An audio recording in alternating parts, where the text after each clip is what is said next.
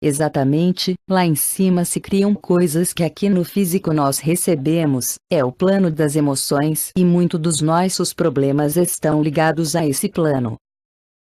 Quando entramos no causal, verificamos o que houve no nosso passado e as injunções com o nosso presente, e pode até nos ser dado um meio de acertarmos nossa conta corrente de débitos e créditos e assumirmos nova missão. Se tivermos a felicidade de ultrapassar o plano mental, poderemos ver, vamos usar aqui uma imagem, de uma maior altura o que realmente se passa, nos despojarmos de todo maia, ilusão, e seremos os mestres de nossos destinos. Passamos a entender, sem ter necessidade mais do raciocínio. Passamos simplesmente a ser. Os regulamentos, dogmas, regras, já não nos dirigem mais, não que não os aceitemos, temos que fazê-lo para viver no plano físico, mas não nos afetam mais. Uma é a ilusão e não é a ilusão. Enquanto estivermos dentro das áreas em que ele funciona, estaremos presos à causalidade, ao karma, a todas as tramas dessas regiões. À medida que nos desenvolvemos, adquirindo uma energia mais alta, uma sintonia mais pura, livramo-nos das interferências, das correntes parasitas, nosso cérebro passa a usar aquela parte até então inativa, e se soubermos usar as 4 qualidades que nos serão dadas, com equilíbrio, amor, saber, poder e liberdade, chegaremos lá. Quando temos um desdobramento perfeito, percebemos todos os momentos da nossa saída, sentimos-nos deslizar fora do corpo físico, passamos por um túnel em espiral, chakra, e estamos fora. Somos sugados por essa espiral como num rodamoinho na água. Nós temos em nosso corpo físico chakras, que são rodas de energia que se iniciam na nossa coluna vertebral, próximo das vértebras, corpo etérico, que se projetam para nossa frente, abrindo o funil. Há em cada chakra um turbilhão muito grande de átomos, e como o átomo é um sistema solar, podemos chamar o chakra de galáxia. O chakra se expande, se contrai, faz movimentos rotativos. Nosso corpo físico, considerando as distâncias interatômicas, como distâncias interestelares, é um micro-universo, idêntico ao macro-universo. Quando nos desdobramos, portanto mudamos de universo. Podemos concluir por uma análise sequencial que saímos do nosso corpo físico e entramos no corpo físico do homem cósmico, o Deus do nosso universo, um ser de estupendas proporções. Não é o homem, a imagem e semelhança de Deus. Não existiriam vários universos? Deduzimos então que a busca é infinita, nunca tem fim. Uma experiência interessante que me contaram se deu com uma pessoa do nosso grupo. Ele fez o exercício, saiu do corpo, ficou algum tempo fora e retomou, se aproximou do seu físico esperando ser atraído por ele nada. Pegou na sua própria mão e começou a ficar preocupado. Acabou sem saber mais o que fazer para reincorporar, sentou-se em cima do seu corpo. De repente se encaixou. O que ocorreu era que estava com o físico muito energizado, poderia ter ficado fora mais tempo e aproveitado mais sua saída. No plano astral existe um museu onde tudo o que foi, está sendo e será inventado, está guardado. Fazendo uma espécie de futurologia especulativa, poderemos ver tudo o que poderá ser feito com o controle do desdobramento. A medicina entraria no nível atômico, estudaria a origem das doenças, usaria cromoterapia, trataria os outros corpos mais sutis. A psicologia poderia falar com o ser em outro plano, ouvir a verdade real a respeito da origem dos traumas, ver diretamente o passado de um paciente. O engenheiro poderia montar em formas pensamentos, inventar estruturas e máquinas. Poderia estudar como certas construções históricas foram feitas. o historiador veria in loco o que realmente se passou em determinadas épocas. A saída do corpo físico funciona como a bateria de um carro. Quando está carregada de energia, se desliga, por meio de um relé e fica autônoma por algum tempo, não necessita da carga do alternador, gerador. Quando se descarrega até um certo ponto o relé, o contato se fecha e ela volta a receber energia da fonte geradora, alternador. Quando absorvemos prana e carregamos nosso organismo de eletricidade, nós temos melhores condições para um desdobramento. A energia realmente é uma só. Nos planos mais baixo, vibração, ela se divide em negativa e positiva, yin yang, bem e mal, etc. Como mencionado anteriormente, se soubermos usar os dois polos com equilíbrio, no caso de bobina, provocaremos com a eletricidade um efeito eletromagnetismo. Teremos num lado atração e no outro repulsão. Duas forças, uma centrífuga, outra centrípeta. Gravidade e antigravidade, saída da matéria e entrada na matéria. Nosso corpo é uma usina de força elétrica e sua central de comando, o computador, está no cérebro. E como se consegue um bom técnico de computador?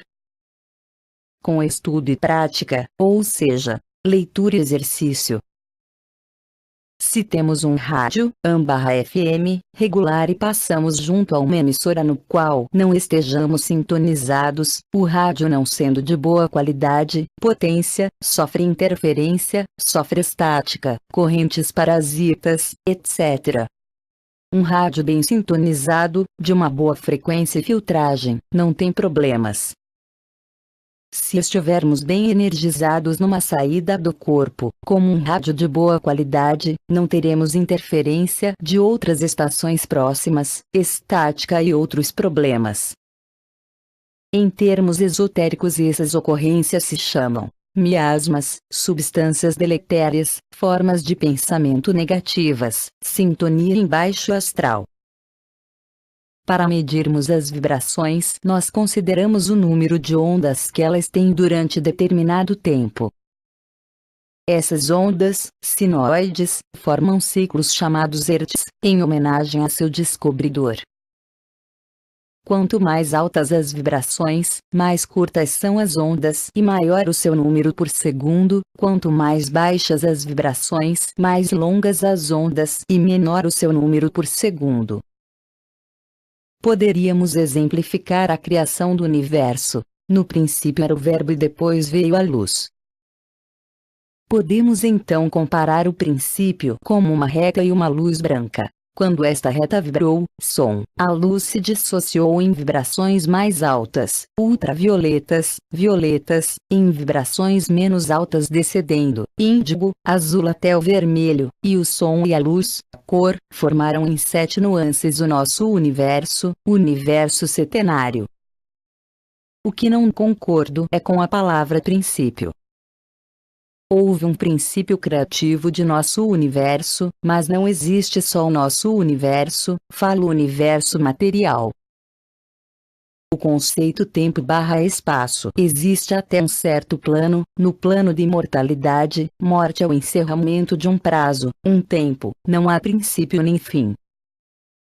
O desenvolvimento espiritual não deve estar só, não devemos dedicar-nos somente a ele. Temos matéria física, ela é nosso meio de expressão na Terra, temos que tratá-la com carinho e prover os meios de sustento para a mesma, com um trabalho humano digno, viver no nosso meio físico, aprendendo, ensinando, dando exemplos expressivos de espiritualidade, amor ao próximo, no dia a dia, no aqui e agora, atentos, trazendo nossa mente sob controle. O desdobramento é a prova real da existência da alma. É também individual, cada qual tem que ter a sua prova. Uma vez obtida, iniciamos verdadeiramente o caminho, que não é penoso, se o equilíbrio for mantido, é o princípio de algo maravilhoso e infinito. Uma é um paradoxo, verdades contrastantes. OVNIs. Vamos tratar agora de um assunto controvertido: discos voadores. Quando comecei a falar em UFOs com amigos sociais, festas, estes não sendo do ramo começaram a olhar-me de soslaio, achando-me meio pinel. Isto me ensinou a lei do silêncio, só falar com os entendidos, os realmente interessados. Tenho que narrar primeiro algumas coincidências, se é que o são. Sempre me interessei por discos voadores, li muito e vi vários filmes sobre eles.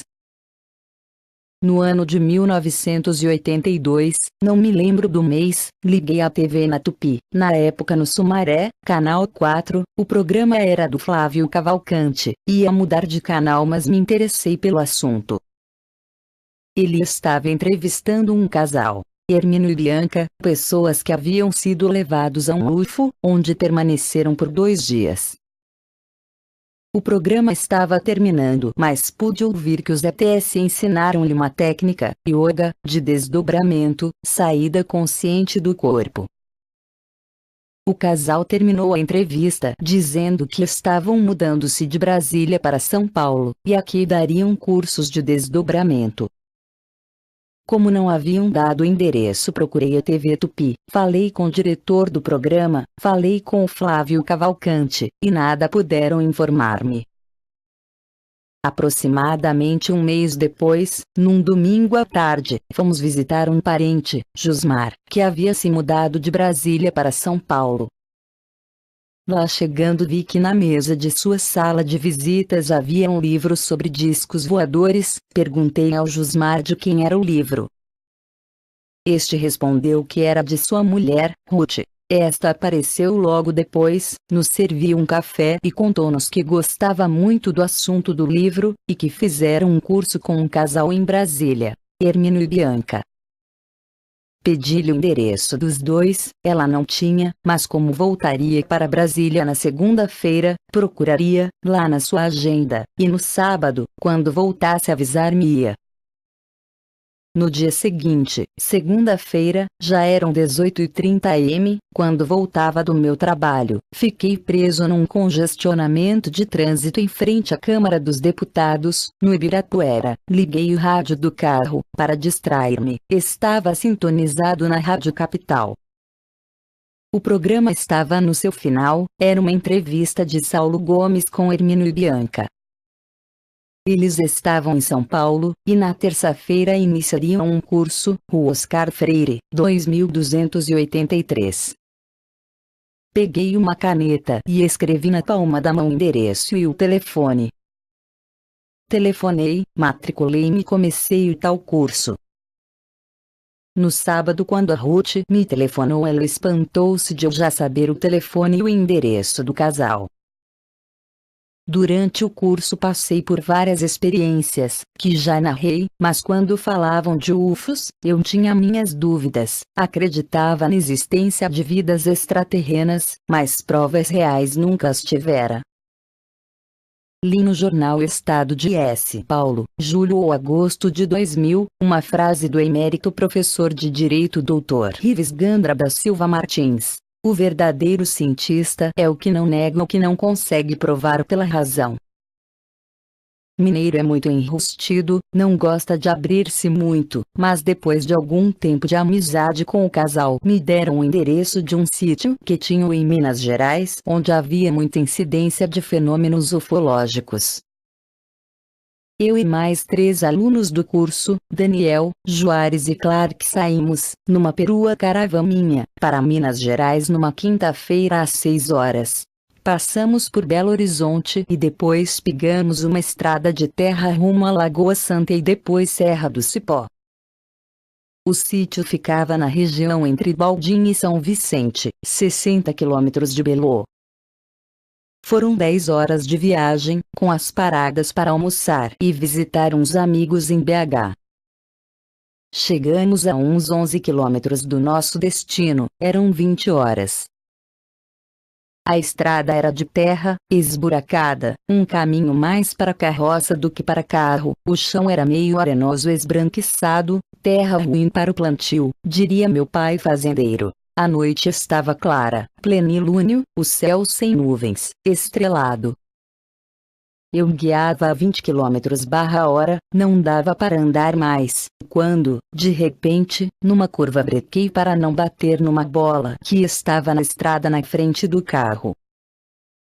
A 2 metros do para-choque, a 30 centímetros do chão, lá estava aquela esfera transparente, com mais ou menos 1 metro de diâmetro, avermelhada, parecendo um enfeite de Natal.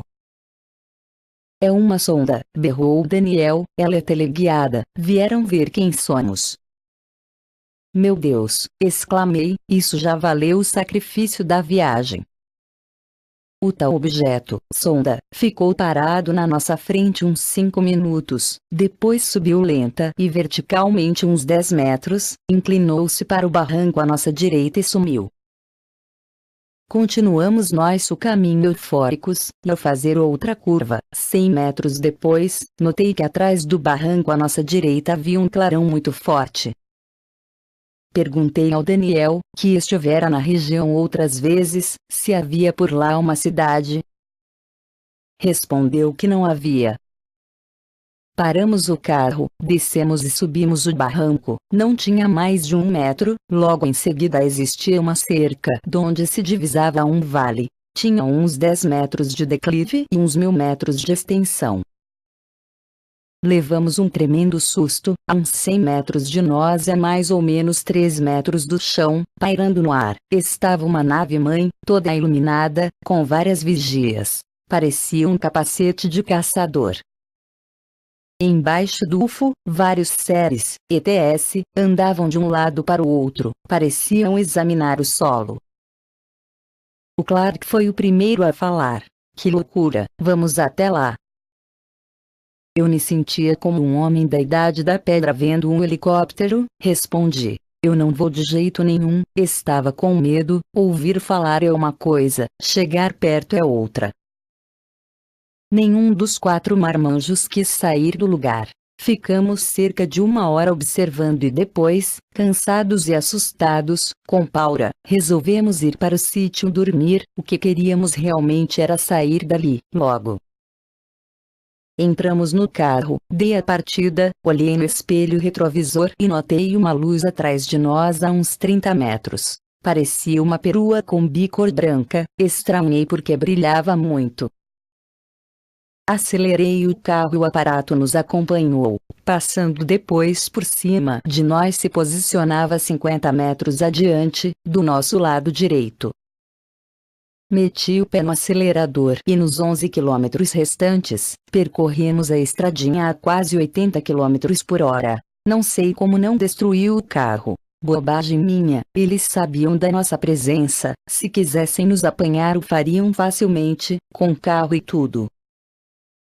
O sítio era bem pequeno, tinha um poço, um quiosque de sapé aberto, uns 6 metros de diâmetro, um pequeno quarto de alvenaria, 3x 2 metros, uma porta com 2 divisões e uma janela.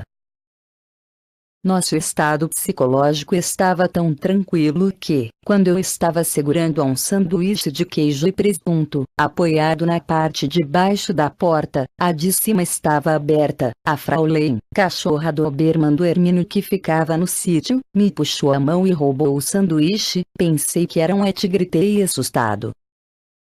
Nós tínhamos aceso um lampião de gás. Quando fui apagá-lo para dormir, o Clark e o Juarez reclamaram. Não vai apagar não, deixa aceso. O Daniel, francês, foi dormir fora, no carro. De manhã ele estava resmungando, e como estava com raiva, falava em francês. Merde, Jesus um idiote, um imbécile. Passou a noite inteira acordado, tomando conta de um pedaço de plástico branco, que estava cobrindo, no chão perto do carro, um gerador. Com o vento aquilo parecia um fantasma, ou um wet. Ficamos mais 2 dias no local. Voltamos ao Vale do Avistamento e nada mais vimos. Fiz um cálculo aproximado da nave-mãe, ela ia de uma pequena mata até umas rochas que havia no vale, o diâmetro dava 300 metros. De dia não vimos mais nada, de noite vimos bola de luz pulsante, aumentavam e diminuíam seu brilho, que variavam conforme suas acelerações. cruzavam o céu em grande altitude. Não eram satélites, mudavam de cor indo do laranja para o amarelo, verde, vermelho, algumas paravam 2 minutos e depois partiam, tomando nova direção. Satélite não faz assim. Durante 2 anos voltei ao local mais 4 vezes e só numa delas vi algo diferente. Eu e mais 3 amigos, o Rui, o João e o David, vimos à noite, na nossa frente, na estrada. Havíamos descido do carro, a uns 100 metros e numa altura de 5 metros, uma bola de luz pulsante. Ela iluminou o solo, no local onde estava. O foco de luz era estreito na sua origem e se alargava no chão, como um holofote, formando um triângulo. O estranho é que essa luz escorreu pelo triângulo como se fosse uma tinta derramada irregularmente, preenchendo assim a figura geométrica. Ficou alguns minutos assim completa e depois foi como que recolhida de volta para sua origem, também irregularmente, como um filme em reversão. Naquela mesma noite voltamos ao tal vale e apareceram, ao longe, 2 bolas luminosas, uns 200 metros de distância e uns 30 metros de altura, distantes uma da outra cerca de 20 metros, elas se encostaram formando um 8, giraram em torno de um eixo imaginário umas 4 vezes, se separaram e partiram em alta velocidade para lados opostos. O David, que era piloto de CIA aérea, não pode conter-se. Meu Deus, que manobras, que velocidade, isso não é daqui da Terra, se eu contar para alguém vão me chamar de louco, perco o emprego. Na primeira viagem que fiz tinha esquecido a máquina fotográfica em BH, nas outras fotografei e nada apareceu no filme. Para mim eles existem. Os 3 que foram comigo na primeira vez já acreditavam, os que foram depois tiveram certeza que existe algo mais entre o céu e a terra do que sonha a nossa vã filosofia. William Shakespeare. Extraterrenos, intraterrenos, viajantes do futuro existem. Muitas raças que visitaram e visitam o nosso planeta através dos milênios, algumas mais importantes, com espécimes de altura de até 6 metros, como os ciclopes da mitologia grega, mais conhecidos especialmente como os Ceres. Eles colaboraram na engenharia genética e médica do universo, sendo procedentes de Sirius e Canopus. Outras raças com 1,80 metro de altura, louros e fortes, Júpiter, outros com 3 metros de estatura, morenos, cabelos lisos e olhos puxados, Vênus, e, os baixinhos, como são chamados por nós, de 1 metro a 1,20 metro com olhos grandes, 2 furos na região do nariz e um risco fino no local da boca, que são de outro sistema solar, desconhecido ainda por nós. Eles, os baixinhos, têm grande intelectualidade e tecnologia e são, depois dos Ceres, os mais sábios do universo. A maior parte dos visitantes espaciais não possuem matéria física. Muitos têm corpo astral e outros só mental. Alguns, raros, são pura energia, seres solares. A maioria necessita de naves, e todos eles têm o conhecimento do uso dos átomos livres para formarem o corpo necessário ao plano em que quiserem atuar, inclusive o plano físico. Existem bases no espaço sideral, na face oculta da Lua, em grandes cidades subterrâneas, razão de muitos pensarem que são intraterrenos, o que não é o caso. Alguns hangares estão no fundo do mar e outros em regiões remotas da Terra. Se nós voltássemos ao passado, seríamos homens do futuro, e somente poderíamos voltar ao mesmo numa viagem interior, ativando certos neurônios cerebrais, do registro passado ou acástico, rememorando assim eventos ocorridos nesta ou em vidas anteriores, e nossa participação seria aquela que foi e não a que poderia ser. Não temos o poder de alterar o passado, assim como não corremos o risco de futuristas nos visitarem, é ficção científica. Uma especulação fora dos padrões espaço-temporais não é impossível, mas não tem nada a ver com ETS, e foge do nosso assunto. Assim como o rotor de um motor elétrico tem um eixo, ao seu redor existe uma fiação condurora que envolve esse eixo como se fosse um novelo de lã. Nosso planeta, e todos os demais, têm feixes de energia eletromagnética que percorrem meridionalmente a Terra, norte e sul, e constituem o cinturão de Van Allen. Existem aberturas e fechamentos nessas regiões que permitem a entrada e a saída de naves no nosso mundo. São pontos de atração e repulsão espaciais de forças centrífugas e centrípetas. Muitos ETS só podem aqui entrar e sair um mês por ano. Se não o fizerem nesse período, terão que ficar aqui por um ano todo. Outras raças, de tecnologia mais avançada, podem fazê-lo durante os 365 dias anuais. As naves que fazem as viagens interespaciais são naves-mãe, seu formato é de Zeppelin ou charuto, e têm em seus bojos naves menores, discos, muitos de alcance até um só sistema planetário, outros galácticos e outros intergalácticos, via buracos negros, black holes. Outro tipo de nave são os patrulhinhas, alcançam um sistema solar, de 2 tripulantes, e seu nome explica sua finalidade. São de coloração branca acinzentada e parecem com uma Kombi ou geladeira grande. As sondas, aparatos teleguiados transparentes, são como bolhas de sabão avermelhadas e variam no diâmetro de 1 metro até 1 centímetro. As naves, com exceção das bolhas, têm exteriormente uma energia circular pulsante, como uma luz fluorescente. Quanto mais intensa acelera seu trajeto, quanto menos diminui sua velocidade, quase apagando-se. É uma luz pulsante. Se observarmos uma luz de avião, ou de um poste, com os olhos um pouco apertados, verificamos que ela emite raios, em forma de cruz ou estrela. A luz de uma nave é uniforme, circundante, não emite raios. A luz alienígena pode tornar-se vaporosa, líquida e até sólida. Eles podem emitir um facho de luz no espaço, como um grande tubo fluorescente, afastar a nave deixando o tubo no local, e depois recolhê-lo ao retomarem. Podem movimentar objetos, tornando essa iluminação sólida. Cortam a luz em fatias, curvam a luz, derramam-na num facho como se fosse tinta escorrida, e a recolhem da mesma maneira em movimento reverso, fazem-na passar por pequenos orifícios como buracos de fechadura, aumentam-na, dividem-na em raios, etc.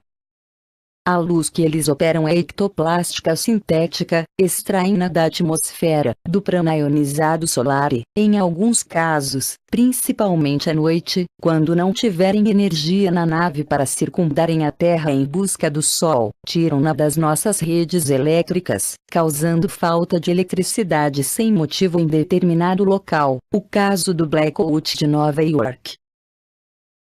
Se esticássemos uma lona de 3 metros por 3 metros no ar, como se fosse uma mesa de bilhar, com um buraco de 10 centímetros de diâmetro no seu centro, colocando nessa lona várias bolas de bilhar, e puxássemos um pouco para baixo o furo central, as boas seriam empurradas aos poucos para esse centro caindo no espaço. Os buracos negros no espaço são passagens para outros universos, e seu poder atrativo é tão grande que nem a luz deles sai. Certos planetas e estrelas, depois de um determinado tempo, íons evolutivos saem do nosso universo por essas passagens. Alguns ETS, os Ceres por exemplo, usam a nave, saindo do referencial matéria, energia, tempo, espaço, viajam de uma galáxia de nosso universo para outra, do mesmo, percorrendo anos-luz em segundos. Temos que ter certos cuidados nos supostos contactos com ETS. Muitas vezes em sessões mediúnicas, espíritas, aparecem médiuns transmitindo mensagens catastróficas dizendo, a entidade, Siret. Tal fato não é possível, o nível vibracional dos alienígenas não é suportado por nós humanos, estão acima de 40 Hz/segundo. Trata-se de espíritos brincalhões ou mesmo mal intencionados querendo parecer importantes. Existem estados da matéria mais ou menos densos. O gelo, sólido, a água, líquido, e o vapor, gasoso. Os ETs que têm corpo sólido podem desdobrar-se, sair do corpo, a seu bem e prazer, e podem materializar o seu mental em qualquer lugar. As missões interplanetárias em geral são de pesquisas científicas, verificações do nosso potencial bélico para evitar uma reação planetária em cadeia, recolhimento de alguns minerais, na maioria não usados por nós ainda. Os contatos são evitados respeitando o princípio universal de não interferência evolutiva planetária. De uma maneira geral, um ET, quando tem matéria física, vive cerca de 500 anos. Seu sistema alimentar e cuidados na eugênia dão-lhes na idade máxima uma aparência de um ser humano de 30 anos. Entre eles não existe parentesco. Como se recordam plenamente de vidas pregressas, um avô já foi neto de seu neto, filho de seu filho, marido de sua mulher, mulher de seu marido e assim por diante. A morte para eles é simples perda de matéria. Uma população extraterrena tem número determinado de seres, alguns com matéria física, outros não, esperando matéria. O sexo é algo natural, é uma troca de energias, um equilíbrio eletromagnético, e quando há necessidade de procriação um novo ser é feito, e durante seu crescimento ele é cuidado por pessoas que gostam de dedicar-se a crianças. Toda a população é pai e mãe daquele ser, ele é filho de todos.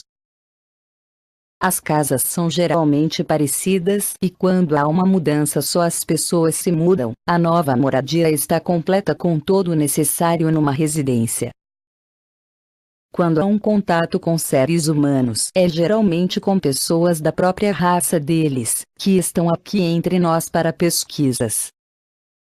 O ser contatado pode estar com plena consciência de sua situação, ou inconsciente para, agindo como um ser humano normal, conhecer melhor os problemas do planeta, suas alegrias e tristezas. Se por acaso encontrarmos uma nave não adianta nos desesperarmos, eles têm uma tecnologia inconcebivelmente avançada.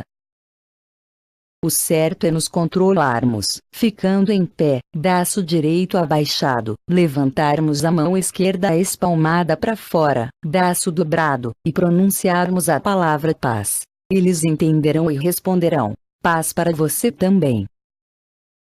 Muitos afirmam que os extraterrenos são seres da quarta dimensão, ou do astral, que têm uma forma mais sutil e que podem, usando certas técnicas, materializarem-se no plano mais denso, físico, como o vapor d'água virando gelo, que são mais facilmente contatados em outra dimensão.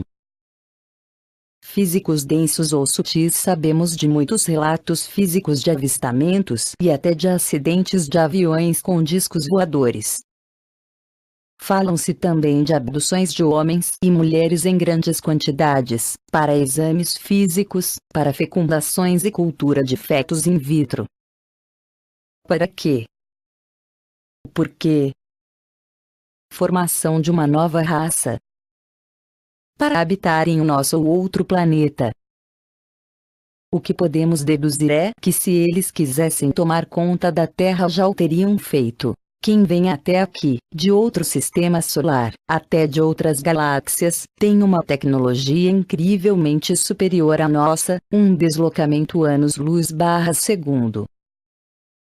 Ficamos admirados quando falamos em anos-luz/segundo. Os próprios pesquisadores no passado afirmavam que o átomo era a menor partícula indivisível, já não é mais. Que o mais pesado que o ar não poderia voar, que era impossível ultrapassar a velocidade do som. Hoje voamos no mais pesado que o ar, mais velozes que o som, por que não mais rápidos que a luz? Podemos terminar nosso relatório com uma pequena história. Um sultão muito poderoso consultava sempre um famoso mago, conhecido por sua sabedoria. pediu-lhe certa vez para que este lhe mostrasse seus poderes mágicos. O sultão acabara de comer, estava lavando seu rosto numa vasilha d'água que um servo lhe trouxera. De repente viu-se numa praia, jogado na areia, cansado, sobrevivente de um naufrágio. Foi socorrido por uma família de pescadores, convalesceu e passou a ajudar os pescadores na pesca. Passou-se cerca de um ano, ele conheceu uma moça, casou-se, teve 3 filhos e, numa certa tarde, após jantar, foi lavar o seu rosto e, ao abrir seus olhos, era novamente o sultão, nos exatos segundos em que molhará o seu rosto. É a relatividade matéria, energia, tempo, espaço nas várias dimensões. Já falamos sobre os desdobramentos, discos voadores, etc. Vamos procurar agora tratar de mais alguns temas esotéricos.